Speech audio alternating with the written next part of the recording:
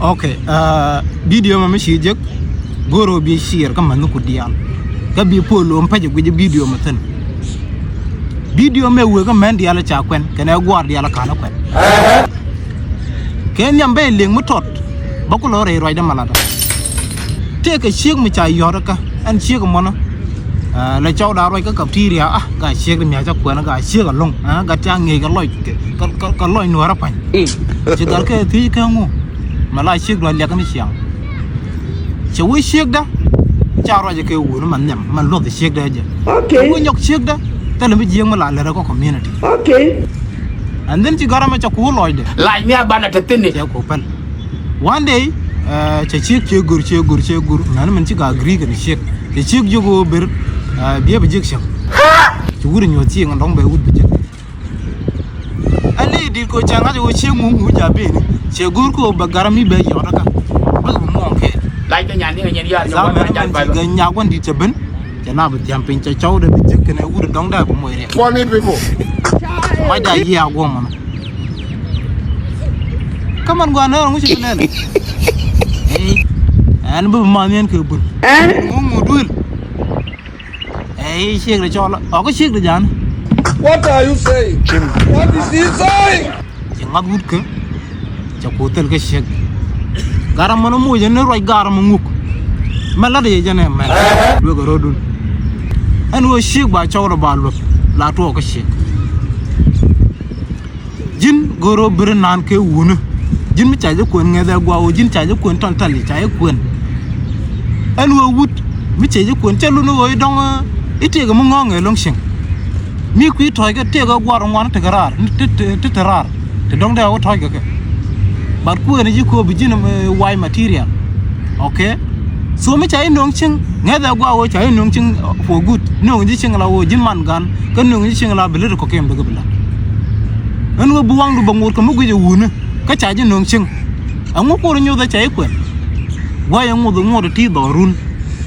chỉ có nữa anytime she go go be wood be go chỉ có wood anh khá nó quẹt ok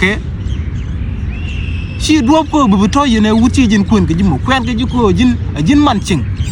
jin chia quăng này mà thọc mà joy cô đi rồi lót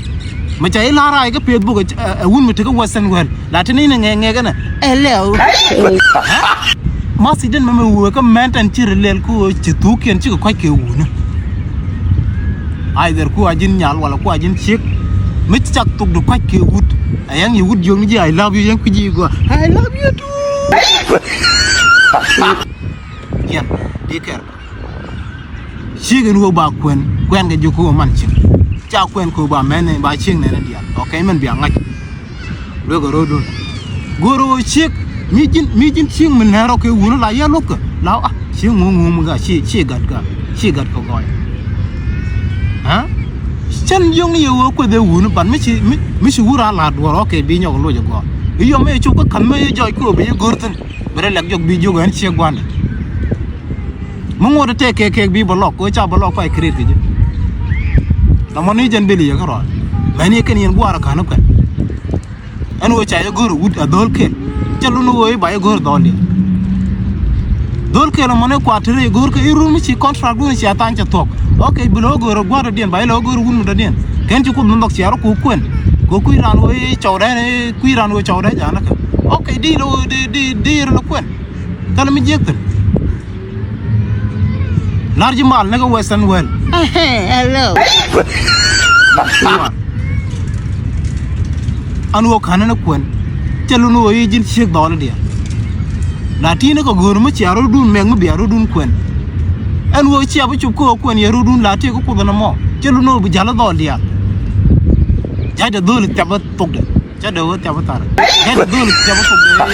đấy ấy man ấy thế nào mà nè cô pe qua vào nó chịu thế message me khắp ji seriously cái mi jin sing mình cái thao cái tí đó be careful nyama chẳng bay mùi cái system mi learning system gare chi gar đó đi non dân si bên nhau maintain ngã đấy take cái man gan mà cái ngã đấy chẳng là man dia maintain ngã đấy si wur mi chala mà chẳng nhá cái si wur mi chala label pan cái si wur mi chala cái data